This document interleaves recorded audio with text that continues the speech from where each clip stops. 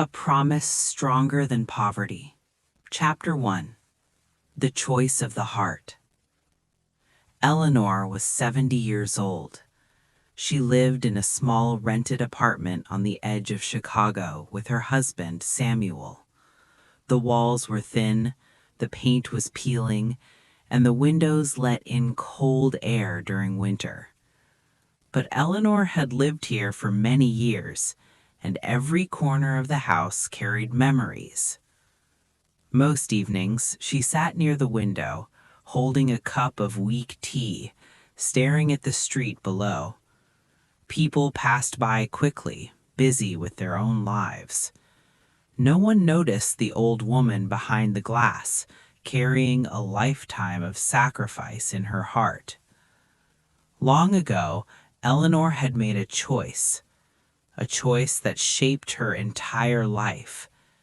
She had married Samuel when she was very young. She had been full of dreams then. Her parents strongly opposed the marriage. Friends tried to stop her. They all said the same thing. Samuel has no money. He has no future. He cannot give you a good life. But Eleanor did not listen. She believed in love more than wealth. She believed two hearts together could defeat any hardship. When Samuel held her hands and promised, "I may be poor today, but I will never abandon you," she believed him with her whole soul. Their wedding was simple. No gold jewelry, no big celebration, just two young people promising to stand together. That promise would be tested every single day of their lives. Chapter 2. A Life of Endless Giving. Life after marriage was not kind. Samuel worked wherever he could. Some days he painted houses.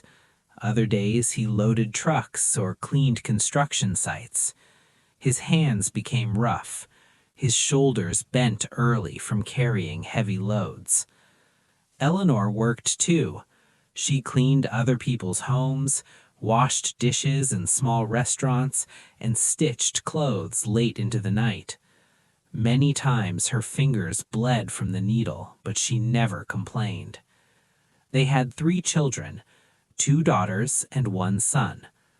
The daughters were gentle and beautiful. Eleanor dreamed of seeing them married into loving homes, but poverty followed them like a shadow. People whispered, "They are good girls, but too poor." No proposals came. Each rejection felt like a knife in Eleanor's chest. Their son, Noah, was the youngest.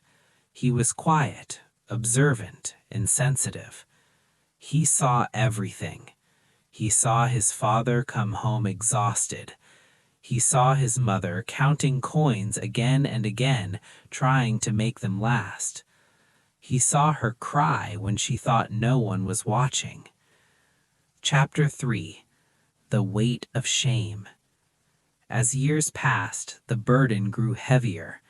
Sometimes there was not enough food. Eleanor often gave her portion to the children and said, "I already ate." Noah knew it was a lie. Neighbors were not kind. Some mocked openly. Some laughed behind her back. One afternoon, Eleanor returned from the market with tears in her eyes. She had overheard women saying cruel things. She worked her whole life and got nothing. Her daughters will never marry. Her son will grow up useless like his father. Those words stayed with her. That night, Noah sat beside her and held her trembling hands. "Mother," he said quietly, "I heard everything." Eleanor tried to smile, but her face broke. Noah looked into her eyes and said words that changed everything. "One day, they will regret those words.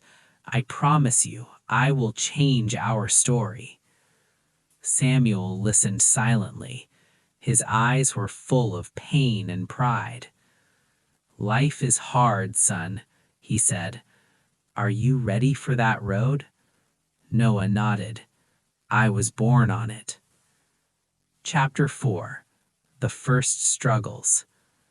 Noah started working while he was still very young. He carried groceries for strangers, he cleaned shops, he delivered newspapers before sunrise. Some people paid him fairly, others cheated him. He never complained. At night, he studied using borrowed books and an old broken phone. He learned about money, trade, and skills. He slept very little. When Eleanor begged him to rest, he replied gently, "I will rest after you smile without pain." Those words both scared and comforted her. Chapter 5. Small Steps Forward. Years passed. Noah grew stronger, smarter, and more determined. He saved enough money to start selling small items on the street. It was not much, but it was honest work. Slowly, people began to recognize him. He works hard. He doesn't cheat. He respects customers. The business grew. One small stand became two. Two became a shop. For the first time, Eleanor felt something change. Neighbors who once mocked her now greeted her politely. Some even praised her son. Still, Noah did not stop. "This is not enough," he told himself. "Not until my mother feels peace." Chapter 6. Restoring Dignity. With Noah's support, Eleanor's daughters finally received proposals. They married good men, not rich, but kind. Eleanor cried during their weddings, not from sadness, but relief. "My children will not live my pain," she whispered. Samuel watched all this quietly. One night he told Noah, "You succeeded where I could not." Noah replied, "You gave me the strength to try." Chapter 7. Love Enters Quietly. During his work, Noah met Clara. She was simple, calm, and respectful. She didn't care about his past. She admired his determination. When Noah spoke about his mother, Clara listened with respect. "A man who honors his mother," she said, "will honor life."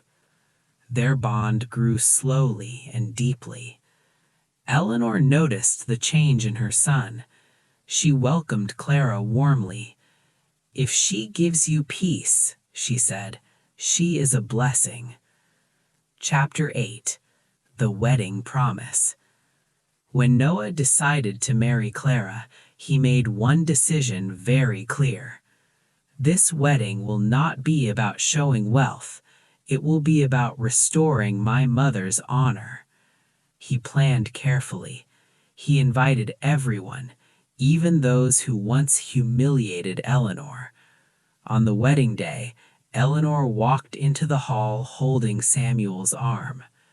People fell silent. The same woman once called poor now stood tall, calm, and respected. Noah held his mother's hand and said aloud, "Everything I am today comes from this woman.